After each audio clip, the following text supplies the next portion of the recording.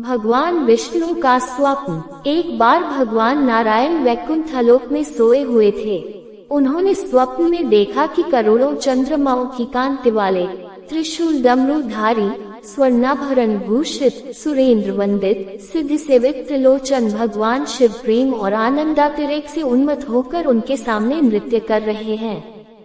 उन्हें देखकर भगवान विष्णु हर्ष से गदगद हो उठे और अचानक उठकर बैठ गए। कुछ देर तक ध्यानस्थ बैठे रहे। उन्हें इस प्रकार बैठे देखकर श्री लक्ष्मी जी पूछने लगी, भगवान, आपके इस प्रकार अचानक निद्रा से उठकर बैठने का क्या कारण है? भगवान ने कुछ देर तक उनके इस प्रश्न का कोई उत्तर नहीं दिया और आनंद में निमग्न हुए चुपचाप बैठे रहे। कुछ देर बाद हर्षित होते हुए बोले, देवी, मैंने अभी स्वप्न में भगवान श्री महेश्वर का दर्शन किया है। उनकी छवि ऐसी अपूर्व आनंदमय एवं मनोहर थी कि देखते ही बनती थी। मालूम होता है शंकर ने मुझे स्मरण किया है। अहो भाग्य, चलो कैलाश में चलकर हम लोग महादेव के दर्शन करें। ऐसा विचार कर दोनों कैलाश की ओर चल दिए। भगवान शिव के दर्शन के लिए कैलाश मार्ग पर आधी दूर गए होंगे कि देखते हैं भगवान शंकर स्वयं गिरिजा के साथ उनकी ओर चले आ रहे हैं। अब भगवान के आनंद का तो ठिकाना ही नहीं रहा। मानो घर बैठे निधि मिल गई। पास आते ही दोनों परस्पर बड़े प्रेम से मिले। ऐसा लगा मानो प्रेम और आनंद का समुद्र उमड़ पड़ा। एक दूसरे को देखकर दोनों के नेत्रों से आनंदाश्रु बहने लगे और शरीर पुलकायमान हो गया।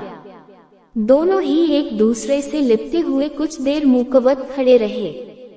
प्रश्नोत्तर होने पर मालूम हुआ कि शंकर जी को भी रात्रि में इसी प्रकार का स्वप्न हुआ कि मानो विष्णु भगवान को वे उसी रूप में देख रहे हैं जिस रूप में अब उनके सामने खड़े थे।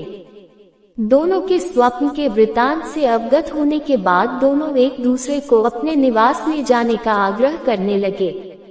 नारायण ने कहा कि वैकुंठ चलो और भोलेनाथ कहने लगे कि कैलाश की ओर प्रस्थान किया जाए। दोनों के आग्रह में इतना अलौकिक प्रेम था कि यह निर्णय करना कठिन हो गया कि कहाँ चला जाए। इतने में ही क्या देखते हैं कि वीणा बजाते, हरिगुण गाते नारद जी कहीं से आ निकले।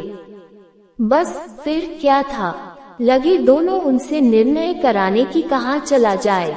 बेचारे नारद जी तो स्वयं परेशान थे उस अलौकिक मिलन को देखकर। वे तो स्वयं अपनी सुध बुध भूल गए और लगे मस्त होकर दोनों का गुणगान करने। अब निर्णय कौन करे? अंत में ये तय हुआ कि भगवती उमा जो कह दे वही ठीक है। भगवती उमा पहले तो कुछ देर चुप रही। अंत में वे दोनों की ओर मुख करते हुए बोली, बैकवोट हे नाथ, हे नारायण, आप लोगों के निश्चल, अनन्य एवं अलौकिक प्रेम को देखकर तो यही समझ में आता है कि आपके निवास अलग अलग नहीं हैं। जो कैलाश है वही वैकुंठ है और जो वैकुंठ है वही कैलाश है। केवल नाम में ही भेद है। यही नहीं, मुझे तो ऐसा प्रतीत होता है कि आपकी आत्मा भी एक ही है। केवल शरीर देखने में दो हैं। केवल इतना ही नहीं, मेरी तो अब ये दृढ़ धारणा हो गई है कि आप लोगों में से एक के प्रति जो द्वेष करता है वह मानो दूसरे के प्रति ही करता है। एक की जो पूजा करता है वह मानो दूसरे की भी पूजा करता है। मैं तो तय समझती हूँ कि आप दोनों में जो भेद मानता है उसका चिरकाल तक घोर पतन होता है। मैं देखती हूँ कि आप मुझे इस प्रसंग में अपना मध्यस्थ बनाकर मानो मेरी प्रवंचना कर रहे हैं, मुझे असमंजस में डाल रहे हैं, मुझे भुला रहे हैं। अब मेरी यह प्रार्थना है कि आप लोग दोनों ही अपने अपने लोक को पधारिए। श्री विष्णु यह समझे कि हम शिव रूप में वैकुंठ जा रहे हैं और महेश्वर यह माने कि हम विष्णु रूप में कैलाश गमन कर रहे हैं।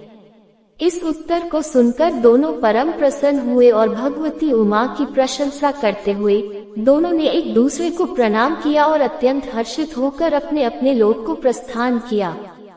लौटकर जब श्री विष्णु वैकुंठ पहुँचे तो श्री लक्ष्मी जी ने उनसे प्रश्न किया, बैकवोट हे प्रभु, आपको सबसे अधिक प्रिय कौन है? भगवान बोले, बैकवोट प्रिय, मेरे प्रियतम केवल श्री शंकर हैं। देहधारियों को अपने देह की भांति वे मुझे अकारण ही प्रिय हैं। एक बार मैं और श्री शंकर दोनों पृथ्वी पर घूमने निकले। मैं अपने प्रियतम की खोज में इस आशय से निकला कि मेरी ही तरह जो अपने प्रियतम की खोज में देश देशांतर में भटक रहा होगा, वही मुझे अकारण प्रिय होगा। थोड़ी देर के बाद मेरी श्री शंकर जी से भेंट हो गई। वास्तव में मैं ही जनार्दन हूँ और मैं ही महादेव हूँ। अलग अलग दो घड़ों में रखे हुए जल की भांति मुझमें और उनमें कोई अंतर नहीं है। शंकर जी के अतिरिक्त शिव की चर्चा करने वाला शिव भक्त भी मुझे अत्यंत प्रिय है। इसके विपरीत जो शिव की पूजा नहीं करते, वे मुझे कदापि प्रिय नहीं हो सकते। इस तरह जो शिव की पूजा करता है वह वैकुंठवासी विष्णु को भी स्वीकार है, और जो श्री विष्णु की वंदना करता है वह त्रिपुरारी को भी मना लेता है। जय श्री हरि। हर हर महादेव।